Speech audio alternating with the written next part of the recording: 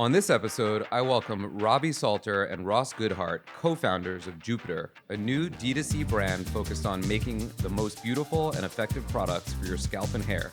More narrowly, they are tackling the issue of dandruff, which is something that a large community of people, myself included, have dealt with in their lives and is underserved until now. Jupiter is a client of Circle Media, and both founders went to Michigan, go blue. Sit back, relax, and enjoy the show. Gents, thanks for being here. Thanks for having us. Thank you. All right, so first I want to read your mantra and then have you expand on it for me. So this is right from your website. 0 flakes given is our mantra, our attitude, that we can be better, stronger, and kinder by focusing on what matters most, by being friendly, personable, supportive, and damn good at whatever we do, and flicking off the rest. Tell me about that.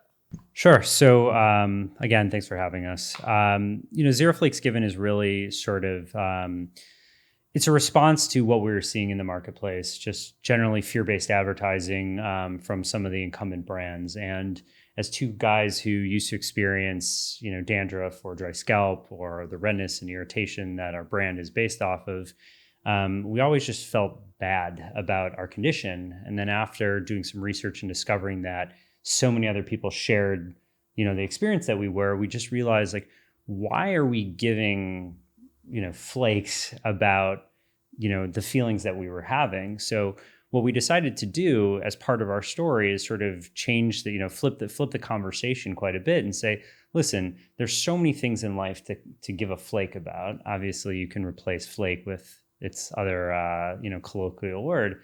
But we just said, because Jupiter exists, flakes, you shouldn't need to give a flake about your dandruff anymore. Anything to add there? No. So, yeah. Okay. Let's get into the story of actually the brand, right? So maybe Ross, you tell me a little bit, like, when you guys walk in the door here, I think like you guys are hair care magnates, like for sure. But tell me a little bit about how you guys got into this business, like the Cliff Note version of where you came from to get to this couch. Okay, so my background is born and raised in Hawaii, went to Michigan, and then right out of college worked in investment banking and then private equity for about 12 and a half, 13 years. Ran a fund focused on consumer investments in emerging markets. It was a great gig, but in the middle of 2015, I just lost the inspiration, lost the passion for it, felt really disingenuous, giving guidance to CEOs and founders of successful companies when I had never done it myself. So I started a business at that time to develop improved versions of existing home, kitchen, and lifestyle products and resell or sell them under my own brands on various marketplaces, Amazon, Walmart, eBay, and our own websites. And since then, I've built up a number of brands. I did it as a side hustle to start, and a few months into it, I decided it was something I was more passionate about, enjoyed being part of that entrepreneurial community, and left private equity to pursue it full time, and have built up that business and built up a team that now manages that. Those were all very data-driven opportunities, whereas I really want to do something that was much more kind of important and personal to me. And as Robbie mentioned, we've both been dandruff sufferers our entire lives and been so frustrated by the solutions that are out there. And I wanted to find a solution that spoke to me more personally, worked, and I wasn't embarrassed about.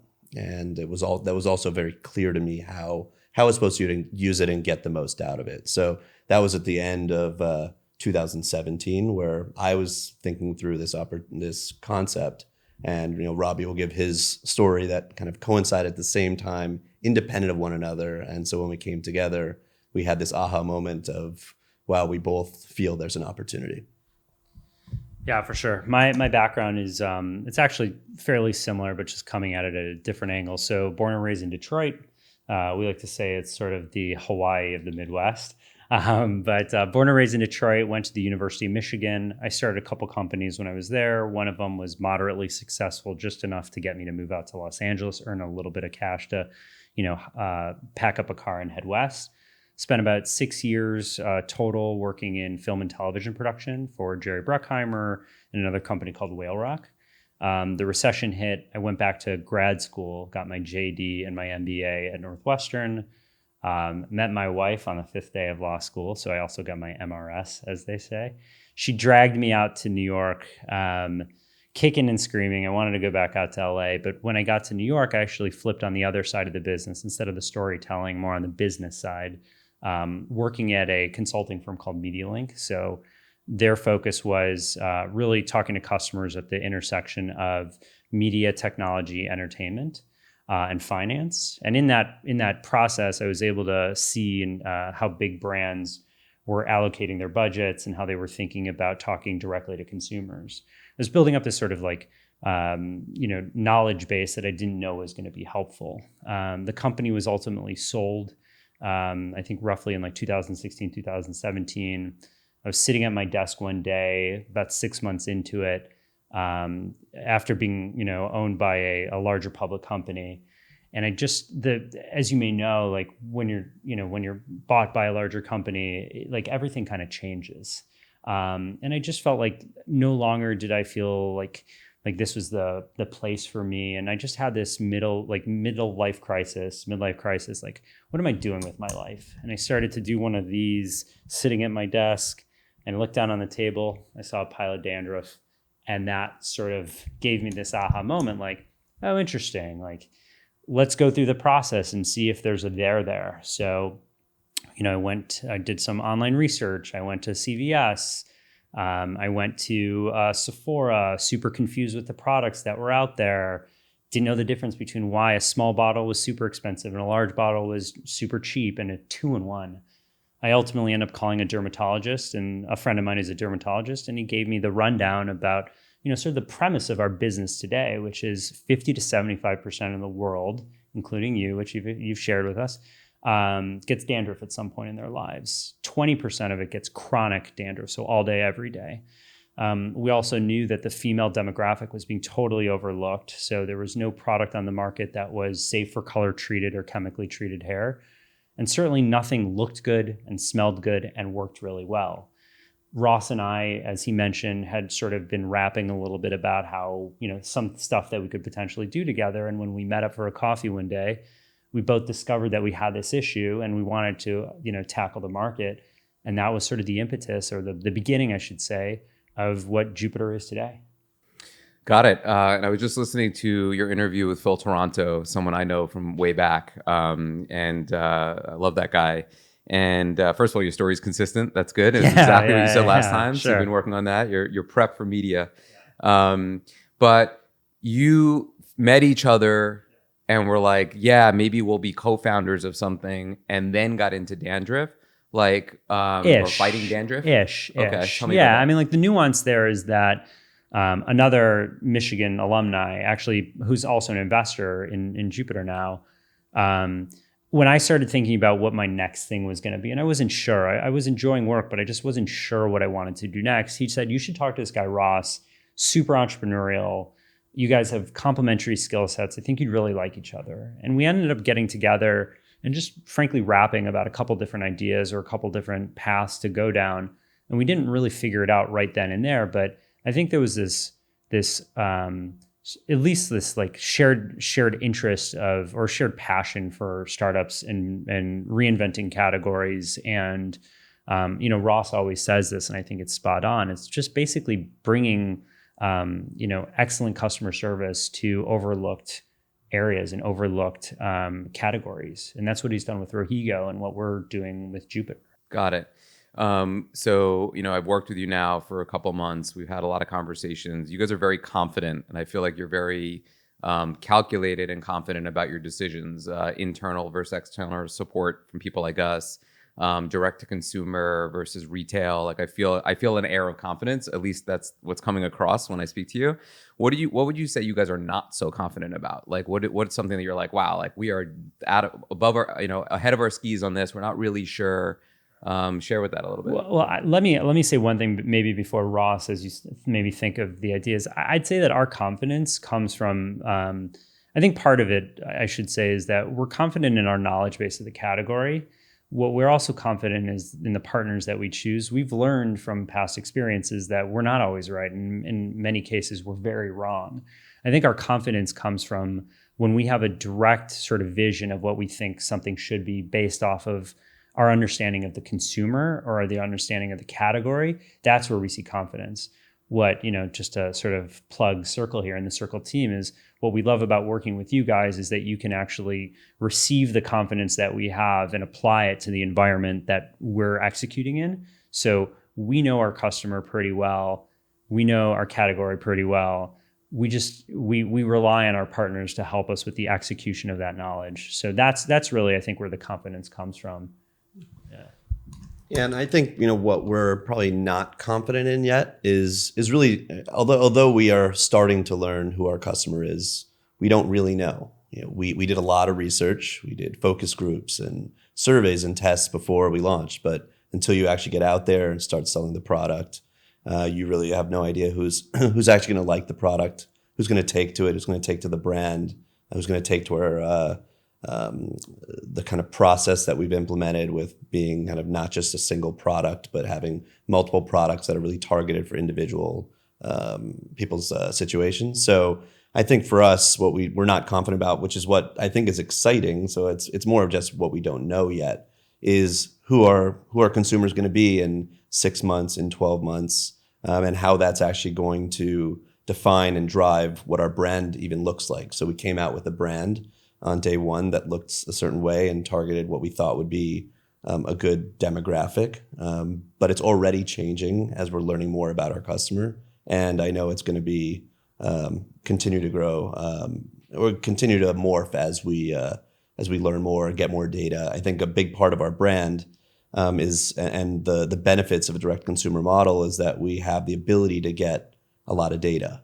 And so we can learn about customer preferences, about a lot of their lifestyle choices, which we're able to get through a quiz we have on our site, which then allows us to first off target and offer better targeted messaging, but also allows us to create products that people actually want.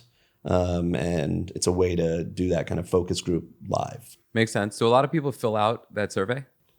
Yeah, so we probably close to like 80% of people that come to our site fill out the survey. It's only about a 2-minute quiz that goes through scalp, hair, and lifestyle questions, which I think gives it's what we developed it with our dermatologist on how she would assess a patient around those kind of three areas, and then allows her to give the best recommendation. So we built this quiz to allow us to better understand the customer, but also be able to give them the most customized solution and educate them along the way on why we're asking those questions. So it's not about just give us a bunch of answers, but we're asking about your travel, your diet, your scalp issues, so that we can ensure that we can educate you and get you the right product. No, I think it's great. I think it's amazing that people take the time to do it. Sometimes, we deal with a lot of brands and, they start getting into their own brains when it comes to D2C, and it's like, we want to limit attrition. We don't want to give them any reason to leave. And they're thinking about all these different things. Is somebody going to take a 2-minute, take time out of their day to do this? I think it's an advantage for you guys, right? Because first of all, you gave your Sephora example when you were talking with Phil Toronto, like, it's kind of weird. I wouldn't want to talk with, right? So, and I feel like I had that, like when I thought about when we first spoke this summer, I'm like, yeah, I've had dandruff in my life. I definitely don't have it chronically. I didn't even know it's like chronic versus non-chronic. And I get it like when the seasons kind of changed, when I'm stressed and maybe I would go to my dermatologist and they would like prescribe me something, maybe T-gel or maybe something else. And I would just like have it go away. Like I had eczema or like a rash, but people have it all the time. And now you're giving them an open forum with a dermatologist, but not in person, right? So they just fill it out at their home. They give their information and now they're sort of getting a customized thing. It makes a world of sense. It just, if somebody gets there with that in mind, I would imagine your hit rate would be super high. Yeah, and I think just as it relates to like from a business perspective, from our side, we found that that's actually led to the greatest conversion amongst our site. So people, I think, will go through the quiz and feel like they're getting something because they're getting a customized kind of or a personalized recommendation on what products are best for them. So when they get to the end, they feel like it's not just something that everybody is using, but they've gotten something that's really, really meant for them. Yeah, and I would add to that bit, just saying, there's this fallacy in the industry that like a product is just going to solve all your issues, and the truth is that dandruff in many ways is akin to acne, where it's lifestyle, it's genetics, and what we try to do with the quiz is we try to, isolate some of those factors to help best understand what's going to work best for you. The reason why a direct-to-consumer business like ours would probably be more effective for people who experience dandruff or flaking or any irritation of the scalp is that we also follow up with education and information to help you learn about things like, how does your diet impact, how much you're flaking, right? I have to admit, like I'm a little bit of a sucker for a chocolate chip cookie and some milk. I had to cut back pretty significantly because sugar and dairy are both things that can exacerbate your dandruff. So it's like little things like that I think we're really poised to succeed, and that we're in many respects sort of the modern version of some of these, older school brands, if you will. Right. What do you think is like, and whether it's COVID related or not, what do you think is a major headwind specifically for your industry or your specific business? Yeah, I'm happy to field, at least. Yeah. Well, I mean, I think for one, listen, there's a stigma associated with the category. Still, there's a stigma associated with acne. I think,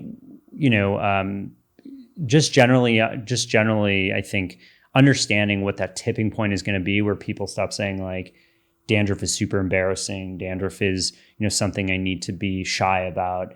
It's a headwind for sure, right? In some regards, we don't have the same sort of like social, the K factor, the K value of some of these other like beauty, like true beauty brands where you have, men and women sharing different pictures of them using products. Inherently, our category is not suitable for that. That being said, what we're trying to do is sort of position our angle or take the approach of confidence and the approach of, again, going back to zero flakes given, like we want you to feel confident about who you are. We want you to feel confident about who you are as a human being, not just about your flakes per se. So, and I'd say maybe the other kind of major headwind that you have to deal with during this period is logistics. Sure. I mean, it's I think customers have had or kind of gotten more accustomed to potentially slower delivery times, but they still are used to the 2-day Amazon deliveries and dealing with getting products across the country on time has been a challenge for us, and it's progress. We're getting better at it, but that's certainly been a challenge. And we're constantly working to be able to fulfill products to people kind of as they expect it. Right.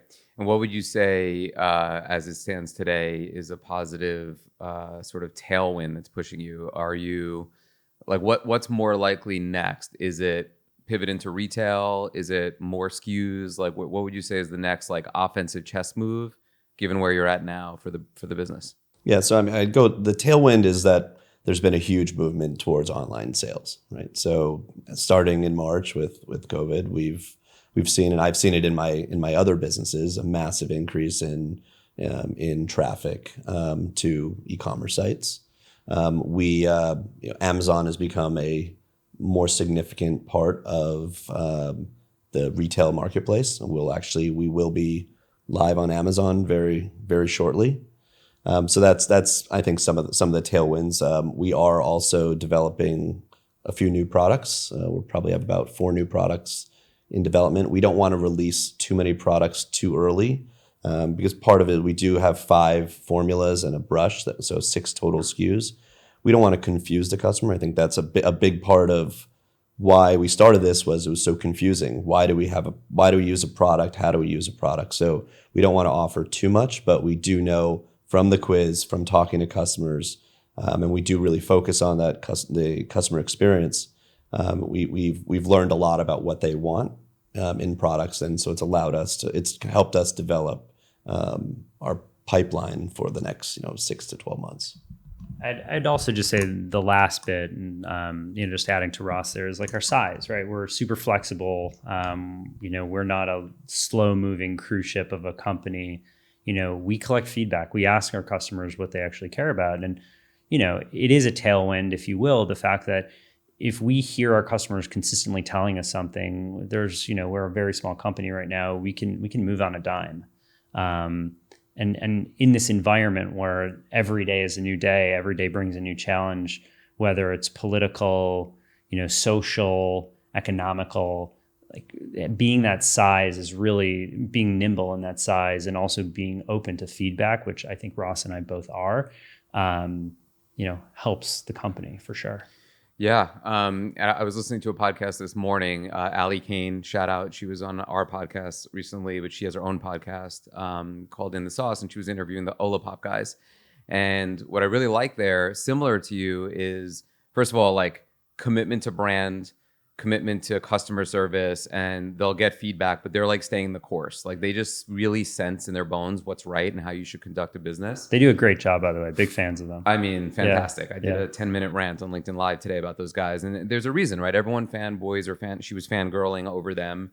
And there's a reason. And, they have a lot of money and they have a lot of like really good people there, but it's like they're putting together an all-star team. They have the right people, but it all goes back to the right foundation and the like winning formula, not like the Jets, but like more like the Yankees, right? And they're just doing it all right, and that's why everyone is a big fan of them. So first of all, like modeling that a little bit is not unsmart.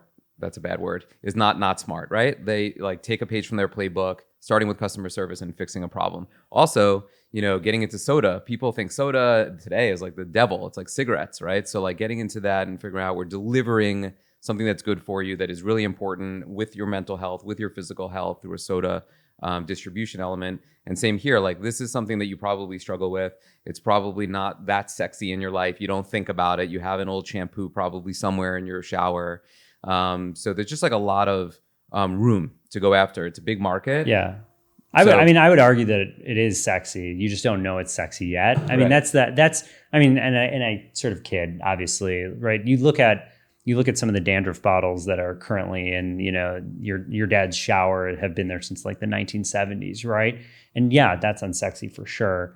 And as somebody who's tried our product, I think you can attest to the fact that it's night and day, right? Like we have customers who have told us that our products are, sort of reminiscent of like a 5-star hotel in the south of France, right? We love hearing that. So for us, we actually feel like, dandruff necessarily doesn't have to be sexy, but the result of a high quality product can be sexy. Dermatologists always say that good hair starts from good scalp or good skin.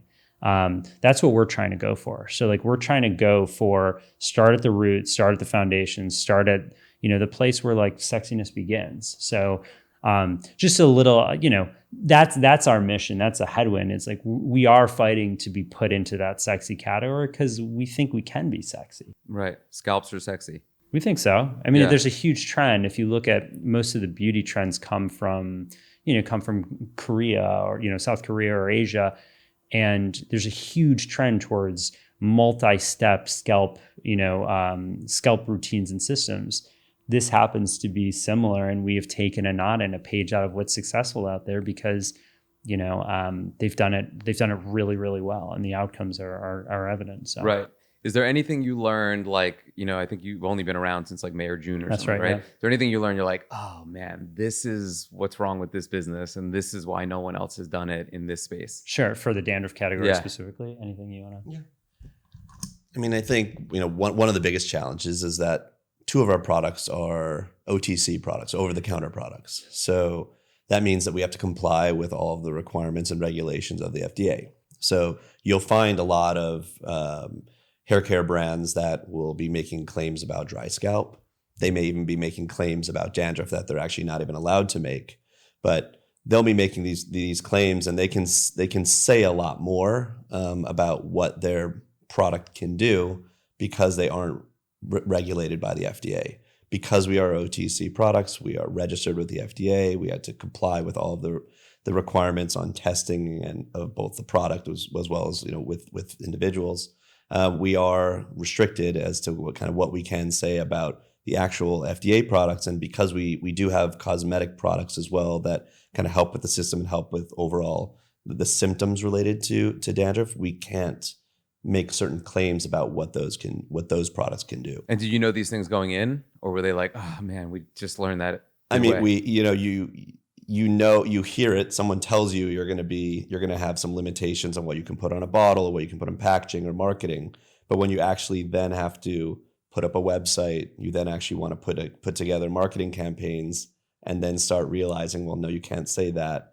No, you can't say that. And there are a lot of people that are kind of run afoul of the requirements and the rules and don't really care. We're trying to be really kind of very straightforward about it and comply with the requirements. Yeah, as you should be. I think a lot of people, I meet brands all the time. It's a pretty nice founder. They actually have a great product, but they realize like it's a frozen product that's premium. It's never going to sell online, and it's like not really getting shelf space. And like, so it's like great, but it like can't ever go anywhere. It was like dead on arrival. I would imagine from your backgrounds and like thinking about what you want to do, and then thinking about the space, you did the research, like, no, you can do it. There's going to be things that we have to check the boxes, but like you can make a run in this space. Like you didn't like create something in your kitchen and then learn out in the wild that you couldn't. Yeah, that's right. Yeah. I mean, yes, that's right. No other way to say it. Yeah, I mean, I will, maybe one kind of point is, before we actually even launched our brand, we actually launched a fake brand to test out the actual market, the market opportunity. Are people actually going to be interested in it? What do they really take to? Are they interested in the fact that we're sulfate-free, paraben-free, and phthalate-free, or are they interested in the fact that it's safe for color chemically treated hair? So wait, so curious, how'd you do that? Like you did Facebook ads and A/B tested? So about a year before we had launched, we put up a one-page website that had the ability to technically buy a product. You wouldn't actually put in your credit card info, and we drove ads. We tested a bunch of ads to that page to see kind of what would be your add to cart costs and what would the conversions look like. And also to build up an email list, which we were able to then reach out to once we did launch. But it gave us the ability, without having to go and make the product yet, and we were also able to get a lot of feedback from customers before we actually made the product. They were saying, actually, does your product have this ingredient? Now, we're a clean beauty solution to dandruff category, but there are ingredients that certain people won't want. And based on that feedback, if we were able to remove that ingredient and it wasn't something that was going to impact the efficacy, we would do so. So it was a lot of great feedback for not a lot of money. Smart. Yeah. And there's actually just one really important factor to add to that as well, which is, despite us having such soft skin, we are not in fact women. And what we discussed, and we were planning on putting together a brand that was more tailored towards men, something that was like hearkening sort of like the Upper East Side luxury. And what we discovered is that actually women were the highest respondents to this fake brand test. We really had to pivot our approach, both from the branding and our messaging, and also from the ingredient and product development side.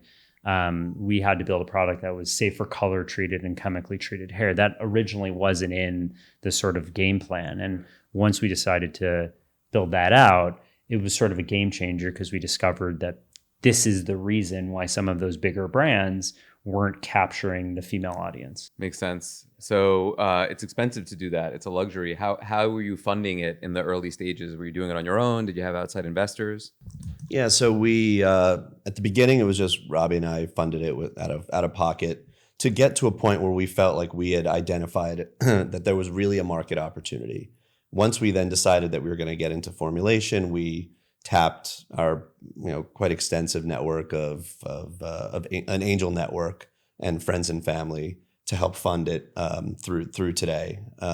What we've been very fortunate about is that we do have strong networks, and the people that we have brought on as investors have all been kind of individually strategic. So they can help they might have someone who has strong packaging expertise, shipping expertise, even formulation. One of our investors is a chemist for a large multinational company, and has been there for very many years, and was able to kind of look over our formulas as we went through it to give us feedback as if are these products going to be something that one day we may be an acquisition target for one of them, and is it a product, is it a category that they would actually be interested in? Are you formulating it in a way that would be in compliance with their requirements? So it helped us to make sure that when we came out with a product, it first off worked, but it's also has a path forward and to potentially a sale one day.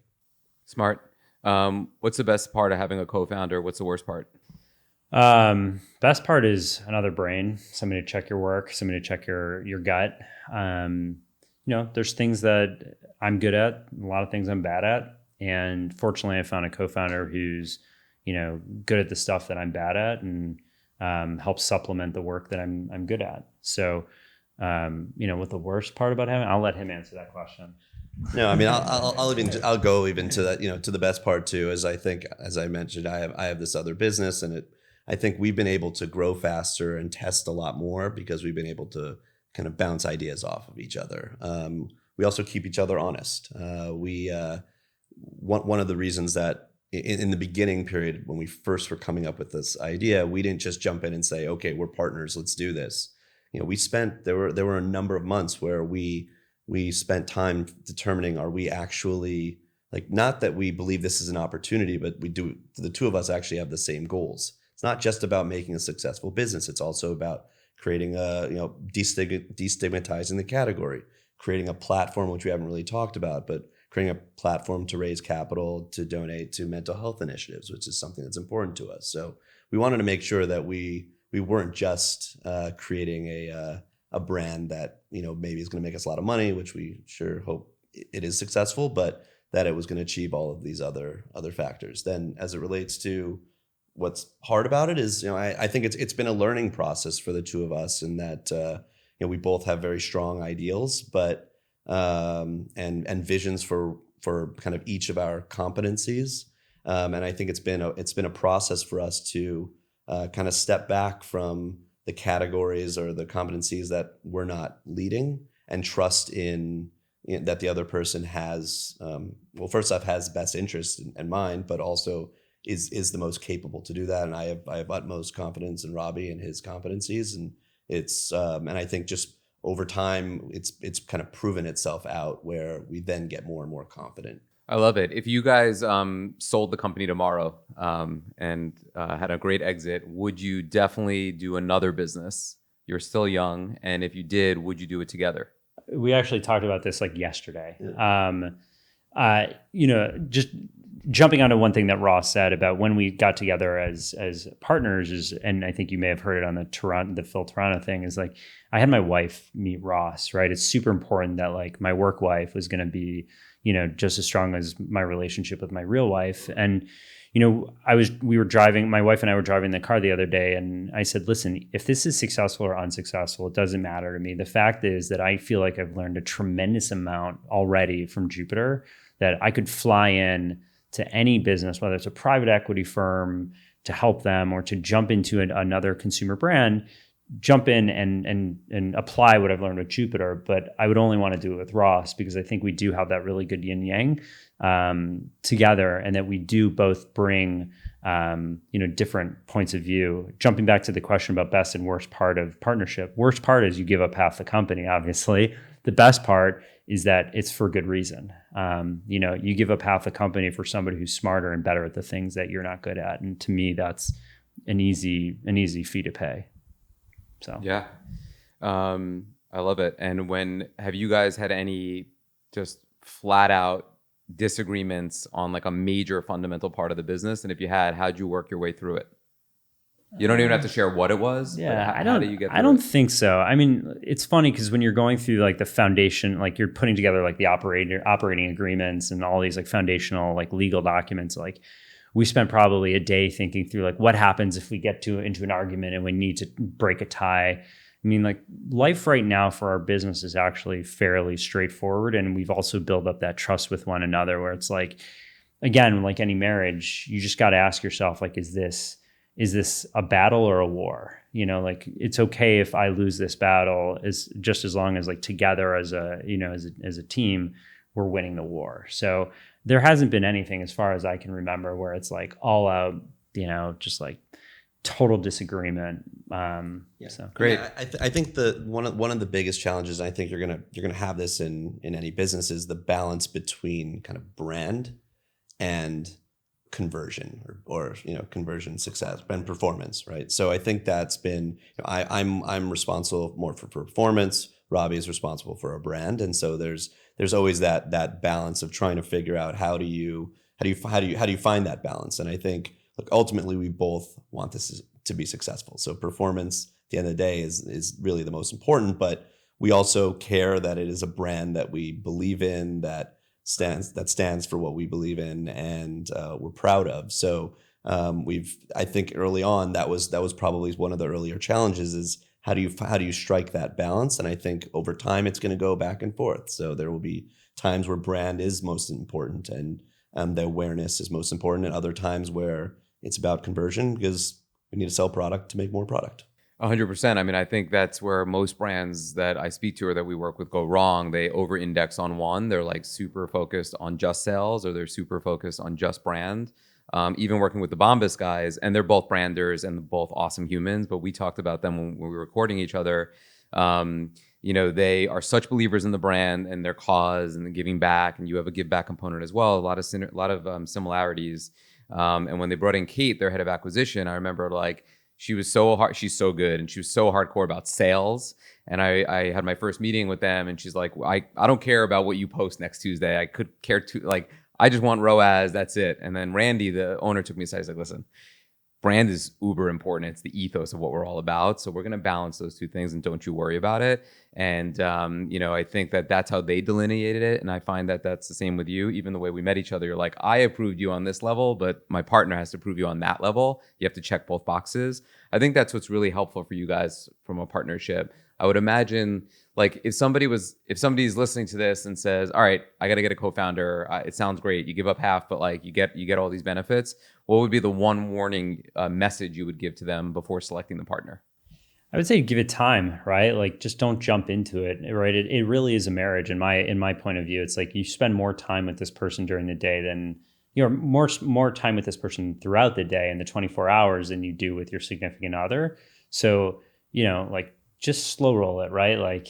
Buy the person a drink before you want to hop in bed with them.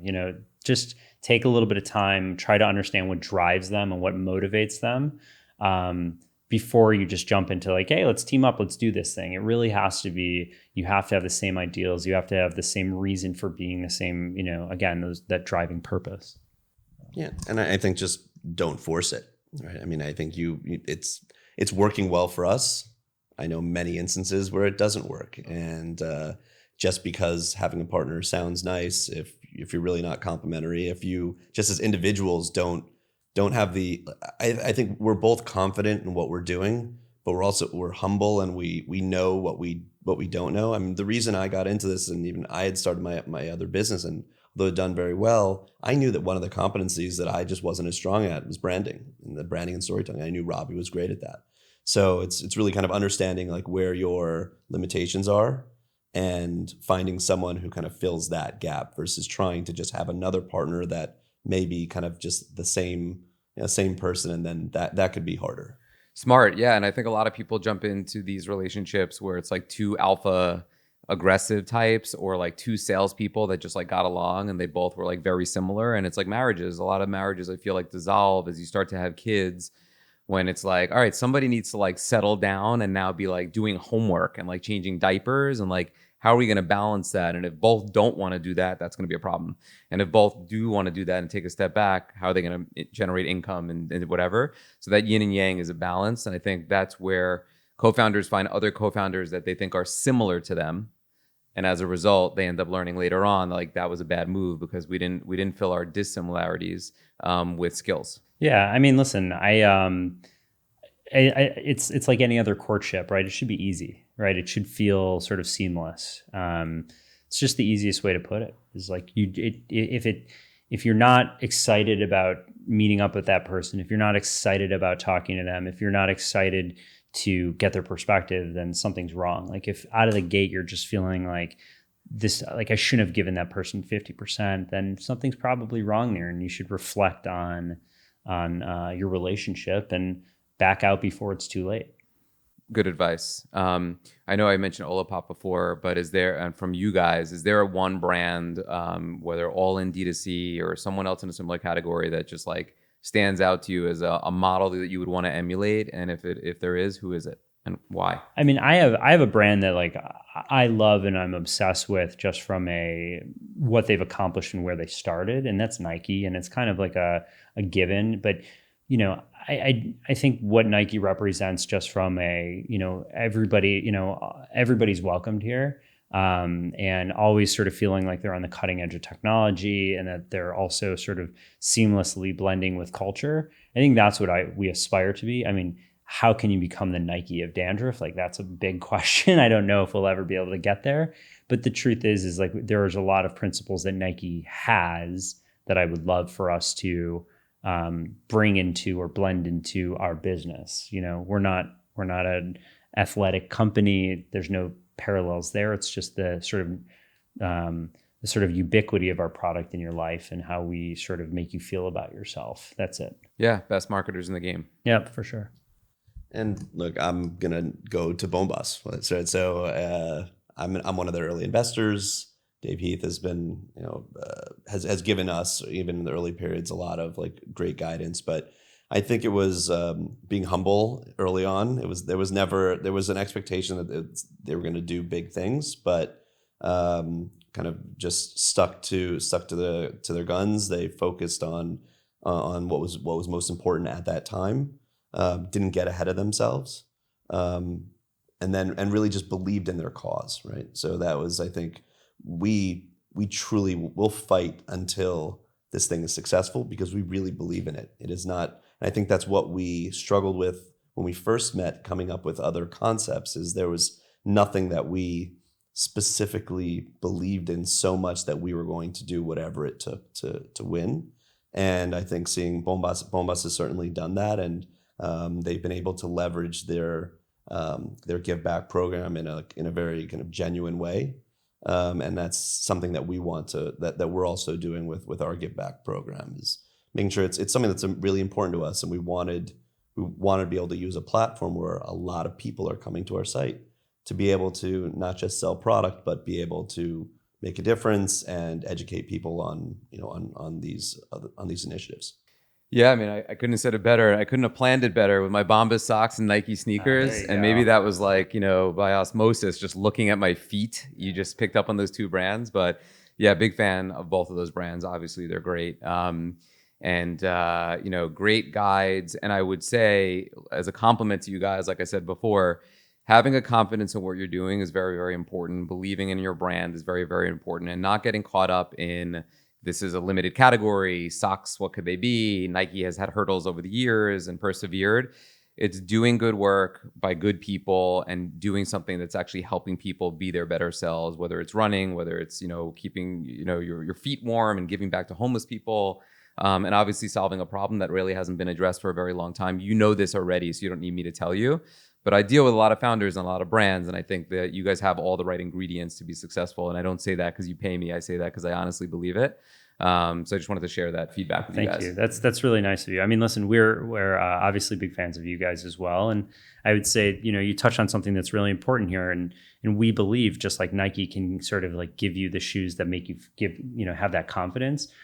Our belief, and Bombas as well, it's like our belief with our products is that actually hair care and shampoo can actually give you, the confidence to be a better version of yourself, the confidence to do things that historically you weren't as confident to do. And that goes back to the first question here, which is our hope is that you feel so comfortable with who you are that you literally give zero flakes in what other people think about you. And instead you're comfortable in your skin and your body, whatever your background is, whomever you love, whatever you support or care about, you are who you are. And that's, what Jupiter's all about. Perfect way to wrap this show. There you go. Yeah, sure. So that was our conversation with Ross and Robbie from Jupiter. Where can people find you online? Yeah, sure. HelloJupiter.com, or you can go to Instagram @HelloJupiter. Great. Yeah. Thanks for having us. Thanks for being here. Thank you. Appreciate it.